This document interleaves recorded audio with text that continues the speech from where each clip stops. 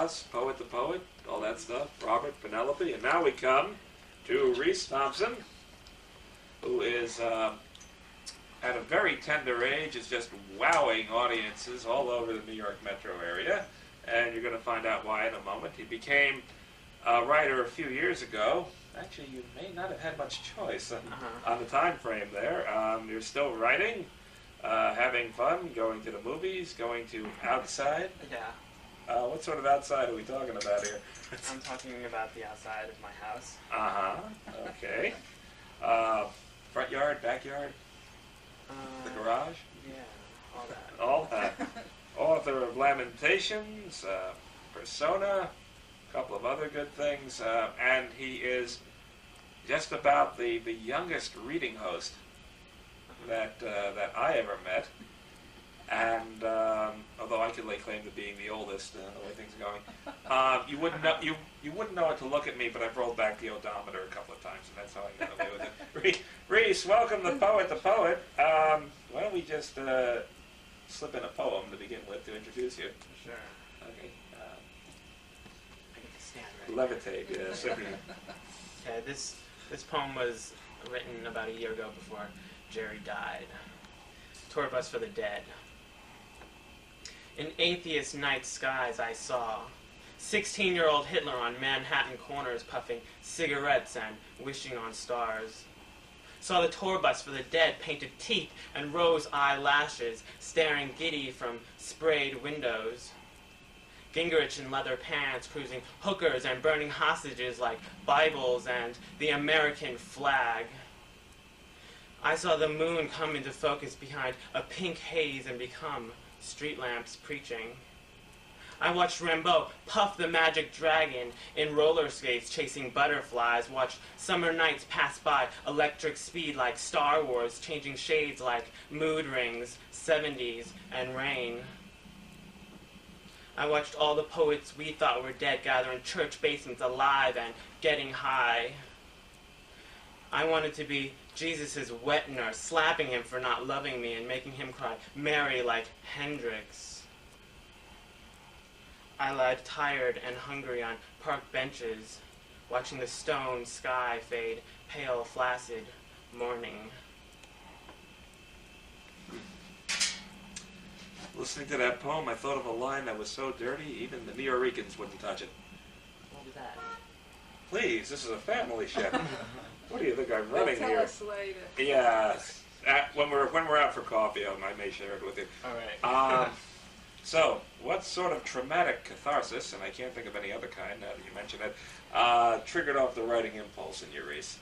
I don't really remember. I just started writing. I mean, I began with other creative things.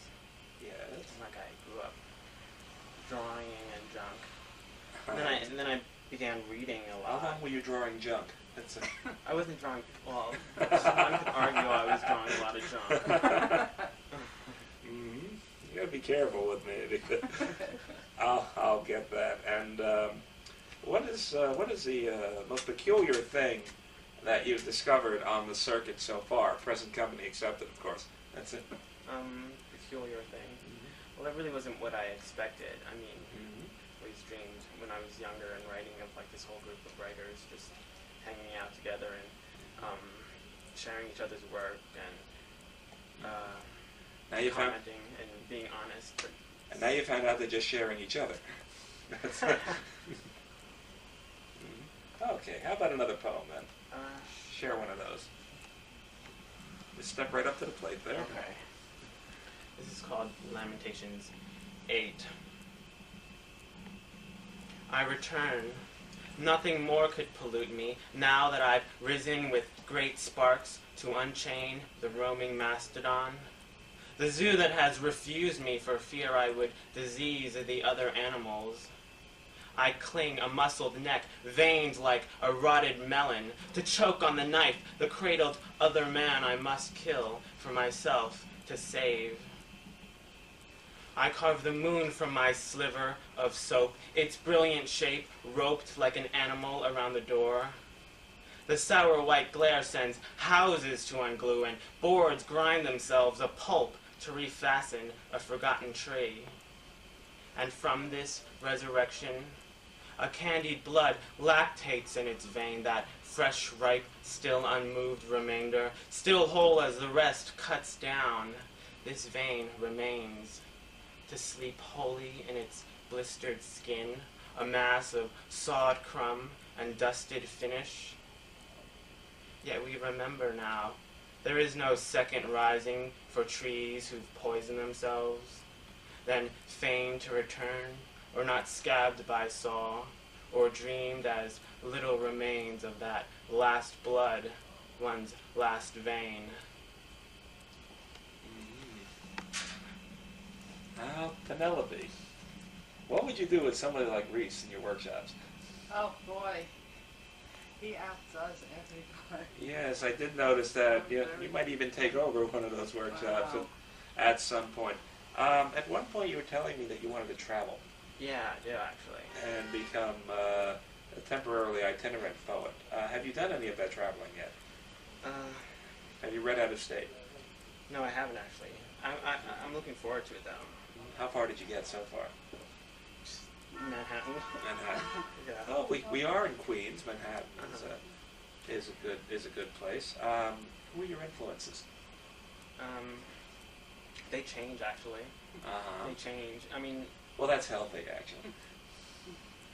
Anybody in particular? Who got you started? Edgar Allan Poe. What was it about Poe that triggered it off?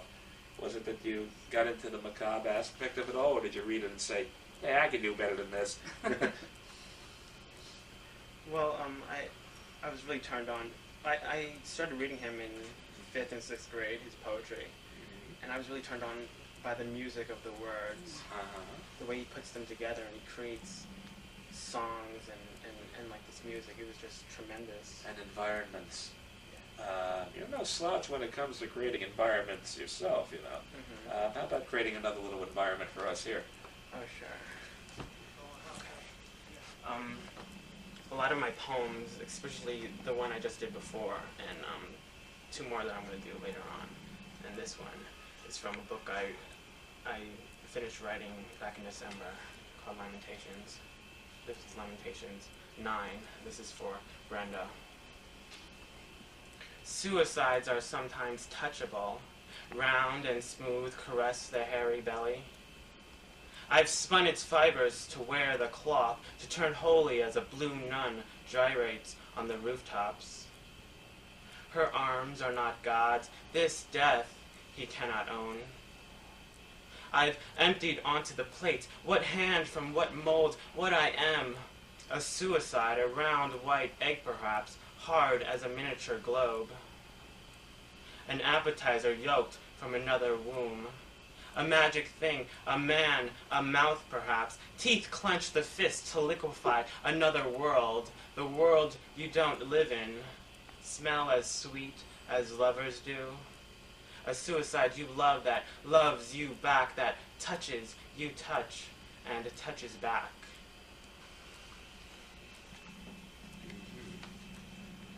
Well, to keep on a life-affirming topic, you are working on a novel, I understand. Yeah, I am.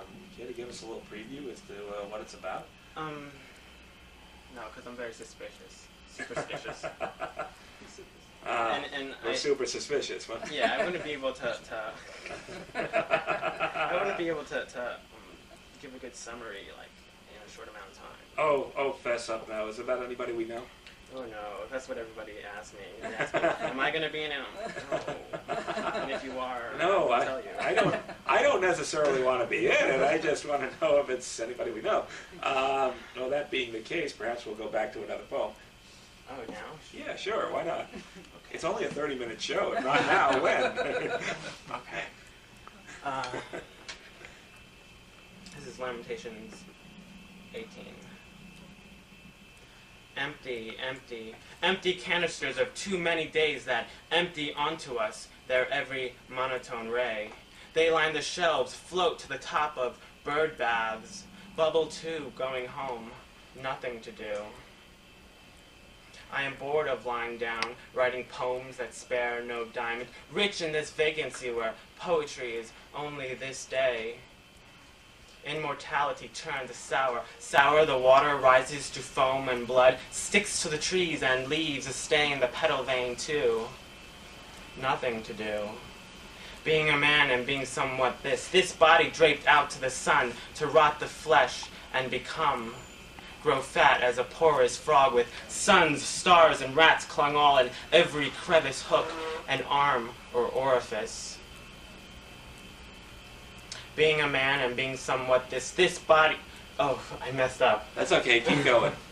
Wait, I have to... Think hard now. While you're thinking, I'll just say I used to work in the government orifice.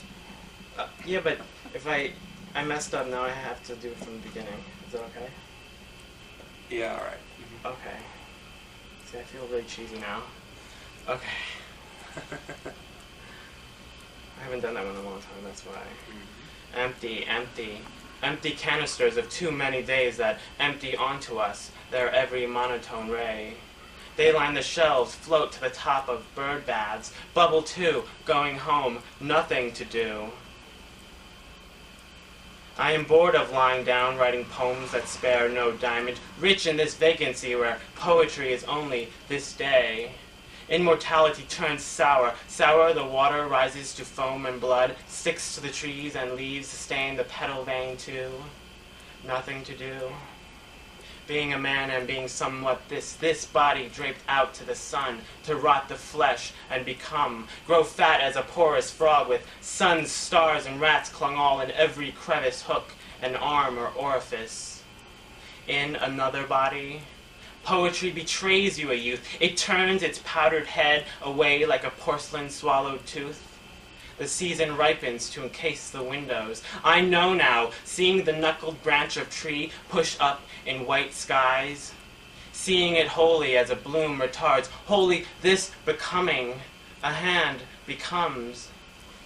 In that narrow lamentation I wrote, I see along the tor, what I want and wanting seems, only the trees want, but need the question sees like prayers complicated onto the page. Young men are apt for feeling that invincible weight carried the weed stuck out the crevice toe. Young men who fancy that swim inside syringes to join that fantasy. I cannot say I want any longer that graced cemetery where poets sleep. Shelve the walls with their answers, the spines of white books. Dust collects the ego swell and, being alone, turn gray and untouchable statue poses. I cannot say in wanting need, a new bloom rejects to the old seed. Insane but resist, I hate the old poets, dead old beards, amputated old arms, age before days can grow old. I begin to hate them, stamping me the old poet disease. Young men grow old in the face of the sun that, rusted to the sky, takes on a new soul. The need is not as needs turn, closer voices come, clearer scent. Instead the desperate cry, the old poet sinks in old laments for old men. I'm sorry I messed up the first time. No, a nice recovery. I tell you, if I had a nickel, Reese, for every time I messed up when I was doing a performance, I'd have carfare home. And I live in a two-fare zone, let me remind you. So do you come to that. Yeah. Reese Thompson, I want to thank you for coming on Poet to Poet, and likewise Penelope McGuffin. Again, thank you to Matt Stowell of Stowell Books in Astoria on fabulous Broadway in Queens for letting us come in. And now I get to slip in one of mine. An early skirmish in the class war. This one goes out to you. Oh, thanks. One morning in July, I lolled about watching the dew lie. These natural phenomena give me a lift.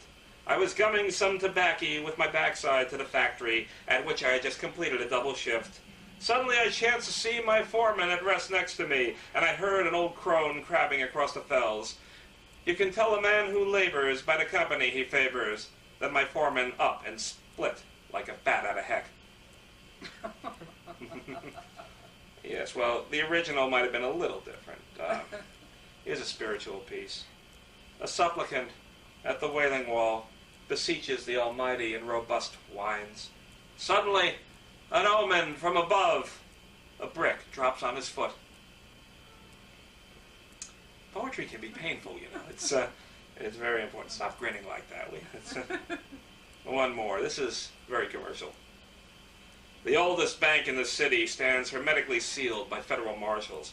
I forced the padlock with my bank book and get my money back anyway. Anyway, thanks Reese, thanks Penelope, thank you all, Poet the Poet. Bye.